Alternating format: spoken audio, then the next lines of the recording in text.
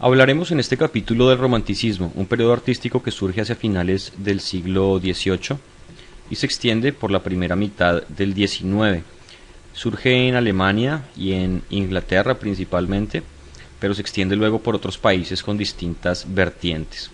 Se contrapone a las ideas de la Ilustración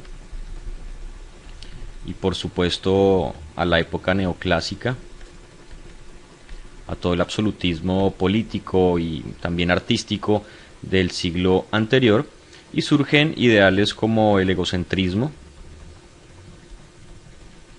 muy marcado en la literatura, también las ideas libertarias, muchas democracias nacientes en aquella época, la idea del amor y la muerte como conceptos ligados y muy relacionados, también la introspección como tema principal en muchas obras literarias, pictóricas, en fin. Y todo este gran periodo enmarcado hacia una mirada a ese periodo hermoso que ya estudiamos anteriormente, que es el gótico. Así hemos visto pues que muchos periodos artísticos miran hacia el pasado y se basan en otros periodos importantes para la época, pero también se contraponen al periodo inmediatamente anterior, como es el caso del romanticismo, contraponiéndose al neoclásico. Muy bien, estamos ante la Basílica de Santa Clotilde en París.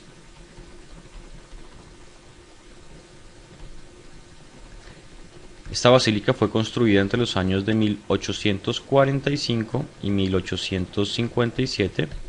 Como podemos ver, tiene un marcadísimo estilo neogótico y no nos hemos equivocado ni de fotografía ni de fecha. Realmente siglo XIX y se están construyendo catedrales todavía con pináculos, rosetones, arcos ojivales, contrafuertes, arbotantes, agujas, un estilo casi que copiado de ese estilo gótico del medioevo. Muy bien, es el caso también del Palacio de Westminster, el Parlamento inglés, está ubicado en Londres y fue reconstruido con la apariencia que hoy vemos en el año de 1834, luego de un importante incendio muy afamado y también muy registrado por distintos artistas. La reconstrucción la lleva a cabo los arquitectos Charles Barry y Auguste Pugin. Como podemos ver, el estilo gótico es indudable, terminaciones en agujas casi que en todas las torres y en todos los puntos en donde se podía. El estilo de la disposición de los ventanales y de otros elementos de una fuerte tendencia neogótica. Y también el afamado Big Ben, que realmente es la gran campana que contiene la torre, porque la torre pues se llama la Torre del Reloj, pero es conocida genéricamente con el nombre del Big Ben. La torre fue construida posteriormente en el año de 1858. Muy bien, uno de los pocos escultores reconocidos se trata de François Rude. Estamos ante la partida de los voluntarios.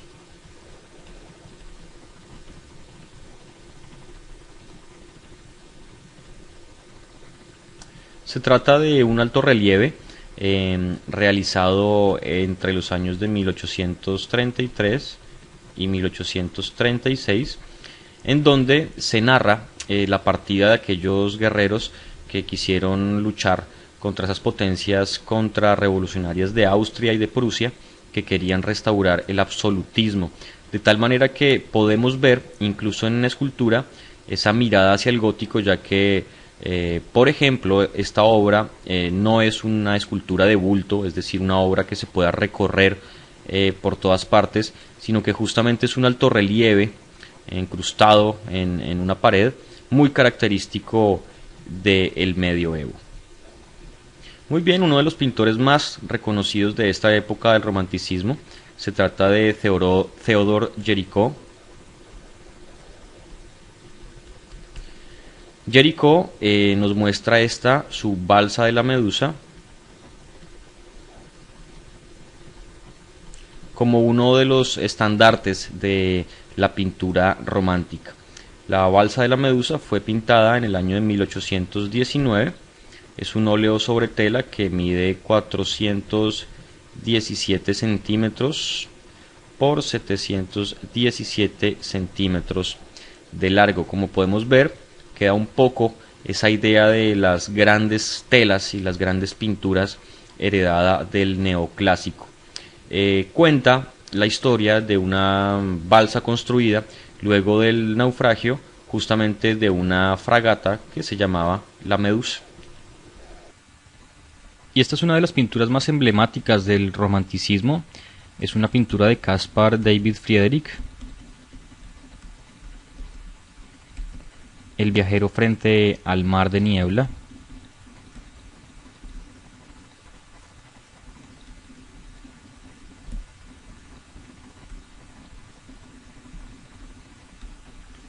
Una pintura realizada en el año 1818 y que nos trae justamente ese concepto romántico de mirar hacia el pasado.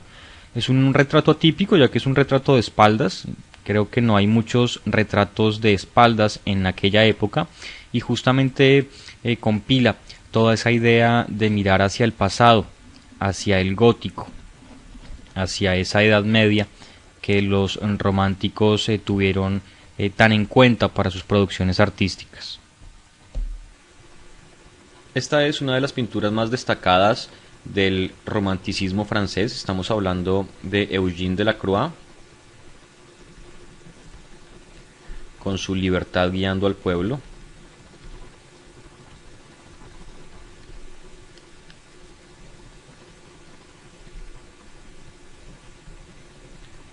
Una tela pintada en el año de 1830, que narra justamente los hechos de ese 28 de julio de 1830, en el cual el pueblo francés se levanta en contra del rey Carlos X, ya que había disuelto el parlamento y quería restringir la prensa. Este hermoso y maravilloso cuadro, de unas proporciones bien interesantes, tiene 260 centímetros de alto por 325 de ancho. Es la representación simbólica de esa libertad que, con un arma en una mano y la bandera de Francia en la otra, con el torso semidesnudo, guía al pueblo hacia la libertad. Muy bien, vámonos hacia Inglaterra con uno de los paisajistas más importantes de la época. Estamos hablando de John Constable. John Constable retoma la idea del paisaje como protagonista exclusivo casi de los distintos cuadros. Estamos viendo una simple escena cotidiana de un par de campesinos cruzando un riachuelo en su carreta de heno. Este carro de heno fue pintado por John Constable en el año de 1821 y se destaca entre muchas de sus pinturas de paisajes. Asimismo como esta de Stonehenge, en donde podemos ver claramente la idea que tenían los pintores románticos, esa mirada no solo al gótico sino al pasado también. ¿Qué ocurre con este cielo? Ustedes pueden preguntarse si el artista Constable lo dejó inconcluso o realmente no sabía pintar cielos.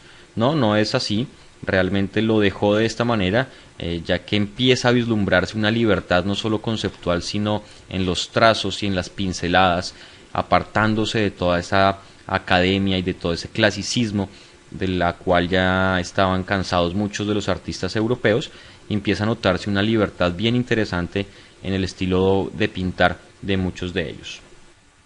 Uno de los artistas más emblemáticos de este periodo del romanticismo es sin duda William Turner. Turner nos trae en este caso El Temerario, remolcado a dique seco.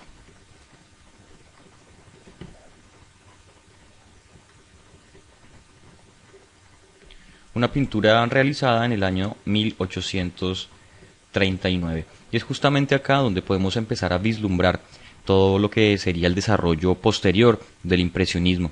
Y es que William Turner empieza a despreocuparse mucho por definir muchas zonas del cuadro, por los grandes detalles, y empieza a tener una libertad importante en la pincelada. Es justamente en donde en algunas zonas del cuadro hay una bruma que atraviesa toda la tela, y esa luz que empieza a ser tratada de una manera atmosférica llena muchos de los espacios maravillosamente tratados por William Turner. Aquí vemos, por supuesto, el tema del cuadro, el barco que está siendo remolcado hacia el dique, pero empezamos a notar algunas características interesantes, y es que las líneas no son tan definidas en muchos de los elementos que acá se representan. Es el caso así también de este cuadro de William Turner llamado Lluvia, Vapor y Velocidad.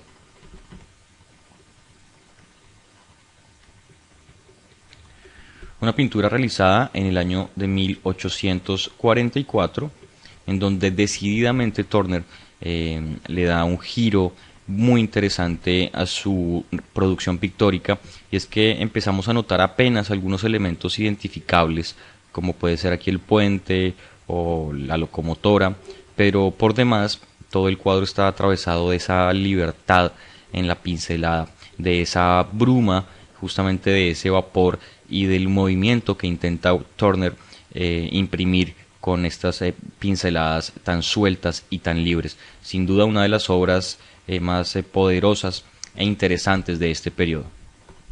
Finalmente, también una pintura de William Turner, El incendio de la Cámara de los Lores.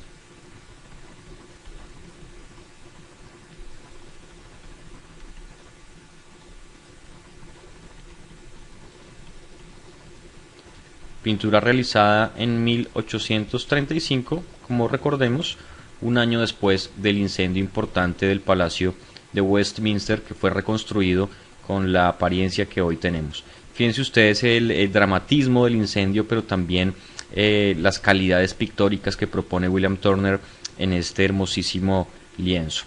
Espero que hayan disfrutado este recorrido por el arte del romanticismo, y nos veremos en próximos capítulos.